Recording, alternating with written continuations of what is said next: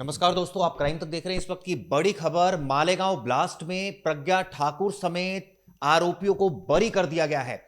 दरअसल अभी थोड़ी देर पहले यह फैसला आया है जिसमें एनआईए कोर्ट ने यह कहा है कि यूएपीए के सेक्शंस यहां नहीं लगते। यह कहा कि जो बाइक ये कहा जा रहा था कि साध्वी प्रज्ञा के नाम पर रजिस्टर्ड थी, उसके सबूत नहीं मिले। ये सबूत नहीं मिले कि अभिनव भारत जो संगठन था वो आतंकवाद का पर्याय बन चुका था या वो आतंकवाद फैला रहा था। इसके अलावा कुछ और भी पॉइंट्स कहे हैं जो अभी अभी आए हैं। अब इस मामले में ये कहा जा सकता है कि प्रज्ञा ठाकुर को क्लीन चिट दे दी है अदालत ने, यानी कि उनको एक्विट कर दिया है। इसके अलावा कुछ और इसमें आरोपी हैं। रिटायर्ड आर्मी पर्सनल थे, रमेश उपाध्याय, सोशल वर्कर समीर, अजय, इसके अलावा सुधाकर चतुर्वेदी, इन सभी को एक तरह से एक्विट कर दिया गया है। यानी एक अपने आप में बड़ा अपडेट सामने आया है। प्रोसिक्यूशन ने साफ साफ कहा है कि वो कोर्ट ने साफ साफ कहा है कि वो सिर्फ महज शक के आधार पर ये कार्रवाई आगे इस केस को नहीं बढ़ा सकते, इसलिए सभी आरोपियों को, ज्यादातर आरोपियों को इसमें बरी कर दिया गया। ये अपने आप में बड़ा अपडेट है। क्या पूरा मामला था, थोड़ी देर पहले मैंने एक वीडियो बनाई थी, उसमें क्या मामला था उसमें मैंने आपको बताया था कि फैसला आने वाला है। सुनिए उस वीडियो में मैंने क्या कहा था। लेकिन अपने आप में बड़ी खबर कि कोर्ट ने साध्वी प्रज्ञा समेत सभी आरोपियों को बरी कर दिया है। मालेगांव धमाके की बात कर लेते हैं। इसमें अब एक बड़ा फैसला आने वाला है। हम सबको पता है साध्वी प्रज्ञा ठाकुर जो मेंबर ऑफ पार्लियामेंट थी वो इसमें आरोपी थी। हालांकि अब वो पूर्व सांसद हो गई हैं। थोड़ी देर में फैसला आएगा। ये वाक्य आपको बता दूं, इसमें 6 लोगों की मौत हुई थी, 100 से ज्यादा जख्मी हुए थे। मालेगांव मुस्लिम बहुल इलाका, धमाके हुए थे। एटीएस ने जांच की थी, इसके बाद एनआईए ने जांच की, लेकिन कोर्ट ने 7 आरोपियों के खिलाफ मुकदमा चलाने का निर्देश दिया था। इसके बाद एक अहम फैसला अब आने वाला है। इसमें कर्नल पुरोहित भी आरोपी हैं, साथ साथ कुछ और आरोपी हैं। कुछ लोगों पर आरोप है कि वो बम लेकर आए, कुछ लोगों पर आरोप है कि घर में बैठकर बम बनाया, कुछ लोगों पर आरोप है कि बम प्लांट किया एक टू व्हीलर में और उसके बाद ये धमाका हुआ। बहुत बड़ी साजिश थी। प्रज्ञा ठाकुर ने तमाम जगहों पर आकर यह कहा, जिन्हें हिंदू साध्वी भी कहा जाता है, कि मुझे टॉर्चर किया गया, एटीएस ने बहुत परेशान किया। खुद को वो बेगुनाह बता रही थी। अब देखना होगा अदालत इसमें क्या निर्देश देती है। आपको बता दें 29 सितंबर 2008 की बात है। मालेगांव का भीकू चौक था। एक टू व्हीलर था जिसमें इन आरोपियों ने बम प्लांट किया, ऐसा आरोप था। प्रोसिक्यूशन की स्टोरी थी, एनआईए की स्टोरी थी। इसके बाद 6 लोगों की इसमें मौत हो गई। बम धमाका हुआ, 6 लोगों की मौत हुई। बाद में पता चला कि चेसिस नंबर और नंबर प्लेट फर्जी थी। जब जांच की गई तो पता चला कि ये जो वाहन है वो जुड़ा हुआ है प्रज्ञा ठाकुर से। इसमें कौन लोग पहले मारे गए थे वो बताता हूं।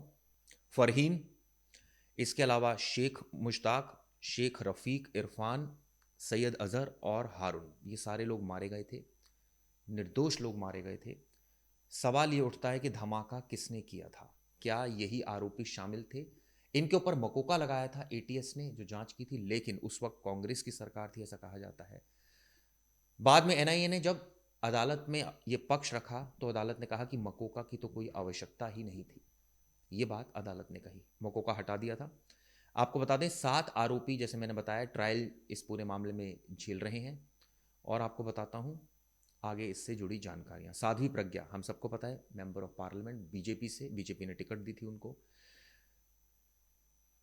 6 लोगों की, जैसे मैंने बताया, मौत हुई थी। पहले एफआईआर स्थानीय पुलिस ने दर्ज की थी। इसके बाद ये पूरा मामला एंटी टेररिज्म स्क्वाड को सौंप दिया गया था। अभिनव भारत नाम का एक संगठन बनाया गया था, यह आरोप लगाया गया 2003 में, और उसके जरिए आतंकवाद फैलाया गया। एटीएस ने अपनी चार्जशीट में प्रज्ञा ठाकुर, कर्नल पुरोहित, उपाध्याय समेत कुल 16 लोगों को आरोपी बनाया। आप सोचिए, एटीएस ने जांच की, 16 को आरोपी बनाया। दरअसल एलएमएल फ्रीडम मोटरसाइकिल से एक सुराग मिला था। इसका जो नंबर था और चेसिस नंबर से छेड़छाड़ की गई। बाद में जो नंबर मिला वो नंबर पता चला ये तो प्रज्ञा ठाकुर के नाम पर बाइक रजिस्टर्ड है। आखिर उनकी बाइक का इस्तेमाल कैसे हो गया इस पूरे प्रकरण में? 23 अक्टूबर की बात है 2008 की। प्रज्ञा ठाकुर को, शिवनारायण को और शाम, इनको अरेस्ट किया गया। 2008 नवंबर में 11 गिरफ्तारियां हो चुकी थी इस मामले में, मकोका लगाया गया था। इसके बाद सुनिए क्या क्या आरोप था आरोपी पर, वो आपको बताता हूं। कर्नल पुरोहित पर क्या आरोप था? आरडीएक्स लाए ये कश्मीर से, किससे लाए, कितने पैसे दिए, कैसे गए, कैसे आए, ये सारे सबूत चार्जशीट में संलग्न है।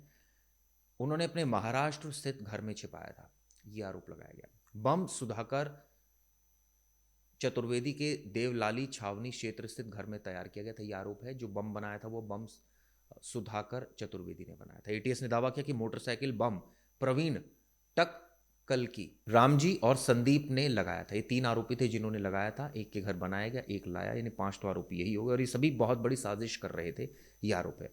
हम सबको पता है, जैसे मैंने पहले आपको बता दिया, 11 आरोपी 2009 में पहली चार्जशीट दाखिल हुई। 11 आरोपी और 3 वांटेड थे इसमें। बहुत सारे एविडेंसेस लगाए गए 2011 में, मतलब कि ये कहा जाए कि करीब 2 साल के बाद सप्लीमेंट्री चालान दायर हुआ इसमें।